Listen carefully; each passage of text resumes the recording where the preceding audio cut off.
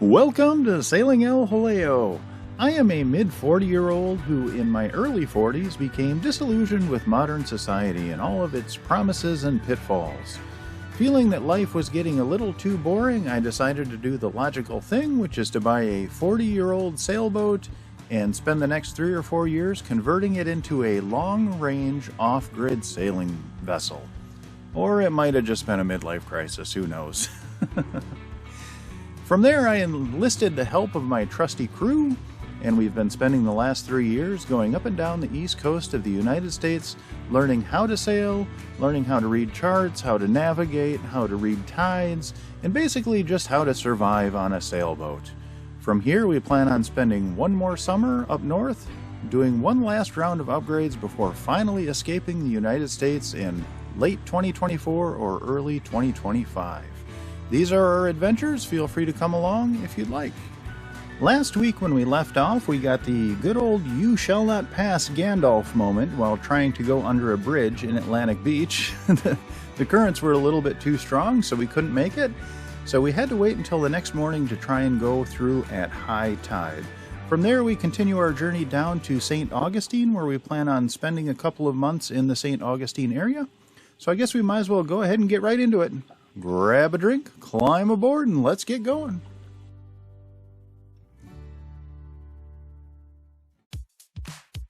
As you can see, we got up quite early the next morning to get underway. This was about an hour before sunrise, and we were able to skate right under that bridge that we got stuck at the previous day.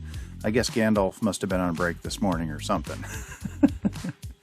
But this was right at high tide.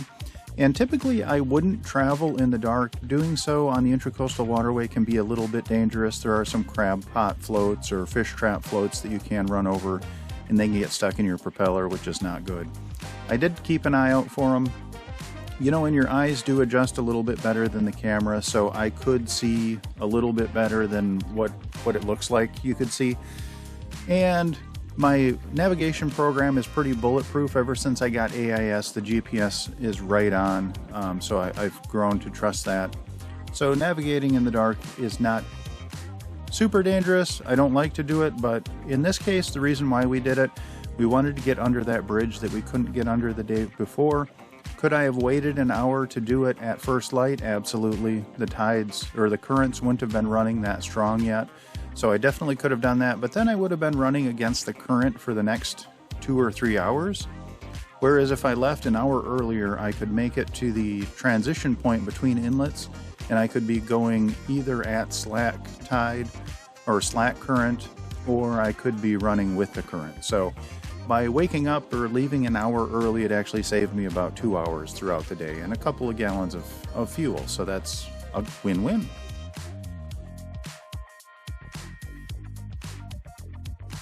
In between Atlantic Beach and St. Augustine, there's a canal that connects the two, and that is called the Palm Valley.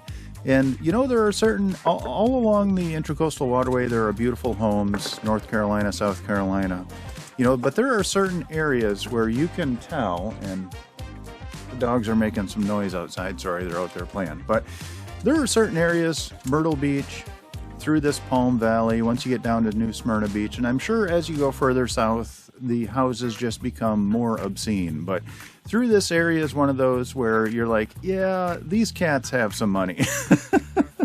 It's a pretty highfalutin area. And one of the things that I love traveling by boat is I get the same view that they do, but I get it for a fraction of the cost. I can anchor out there, I can enjoy the same view, and I can watch them in their highfalutin houses while I'm, you know, a dirt merchant out on my boat drinking my cheap beer. And we can just watch each other and revel in our different lifestyles.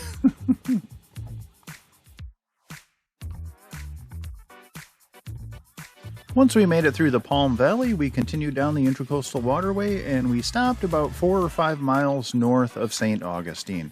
I believe they call this the mile 769 anchorage, and you do catch a little bit of wake from passing boats in this anchorage. Typically the traffic this time of year is not too bad, so the wake is not bad.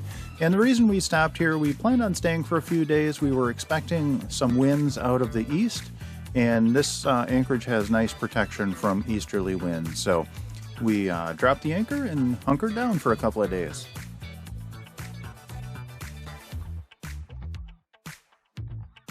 After spending a couple of days just north of St. Augustine, it was time to get back on the road and finally make it to St. Augustine. Now I had big plans for that day, so it was going to be a very busy day. It was only about 5 miles to get into St. Augustine. We were going to be going with the current, and once we got there, it had been about at least 3 weeks. It was between 3 and 4 weeks since we had stopped at the marina in Jekyll Island. So we needed some fuel, primarily for heat. When we were in Fernandina Beach, we burned a lot of fuel during that 2 weeks when we had the really high winds. So we had to stop and get some fuel, primarily for heating and also to refill our water. And then I was going to anchor just outside of the Comanche Cove Marina and then go over to the free dinghy dock in Volano Beach and then do some shopping. So it was going to be a very busy day, and I thought, you know, all of these traveling videos, they're kind of boring. They're just static shots for the most part at the front of the boat, and they're just not that interesting. You know, let's be honest about it. So I thought, why don't I make a video where I take you guys through an entire day of what it's like actually on the boat. So I started right in the morning when we woke up. I filmed everything. I filmed getting the dogs outside, getting ready, doing all the engine checks, starting up the boat, you know, hoisting the anchor, just everything. I thought, let's immerse you in one day on what it's like to be aboard El Jaleo. Now, I don't know if that would be interesting or not to most people, but I thought it would be something that would be a change of pace, and that wouldn't necessarily be a bad thing. So I had been thinking about it for a while, and I thought, this is going to be a busy day, so let's do it this day. You'll get to see a lot of different things, and it will be great. So I started out, I did hours of filming, you know, got everything done. We had gone to the marina, got water, fuel, took the dinghy, took Frank and Beans over, and we went shopping in Volano Beach at the Publix. Everything was going great, and I thought, this is going to be, you know, this will actually be, I think this will turn out okay. And I got back to the dinghy dock, and I was loading the groceries back in the dinghy, and I accidentally kicked the camera in the water. So not only did there go one of my 2 GoPros, so I'm down to 1 camera, there also went all of the footage. So I was a little bit crestfallen. You know, if you know me, it shouldn't really be a surprise that something like that would happen. Quite frankly, it's a miracle that I haven't lost a camera or a phone or a dog or something yet. Or been beached or sunk, or, you know, it's actually quite a miracle that we're still floating at this point in time, knock on wood. So yeah, I did have some grand plans, and unfortunately I kicked those plans right into the water. Now I still do plan on doing that one of these days. I just haven't mustered the energy, because that would have been a perfect day to do it with everything that was going on. So yeah, and I don't know, maybe I'll use my iPhone to film some of it, because it's hard when you only have 1 camera to switch it between different modes and all of that jazz. So, or I could just stop being lazy and get it done. Yeah, so anyway, that was the plan. Let me know if you guys think that would be interesting in the comments, to take you guys through actually what all a day is all about, you know, on board. That could be interesting. So anyway, so we did make it to St. Augustine. We stopped at the Comanche Cove Marina, got fuel and water. I did make a couple of trips to town, to Publix, to get some provisions, and then we anchored in St. Augustine for a few days. And that's all we have time for this week. I would love to give a massive shout out to my Patreon crew. Without your guys' support, I would not make these videos. And my Patreon crew is Joan and Juddy Judnick, Val and Chris Alcorn, Denise and Eli Sackett, Sherry Erickson, Deb Shaw, Matthew Spotten, and Peter Allen. Thank you guys so much for your support. It really means the world to me. And I do have one legacy patron member. Her name is Joan Lindbow. Unfortunately, she has passed on, but she lives on in our hearts forever. We miss you, Joan.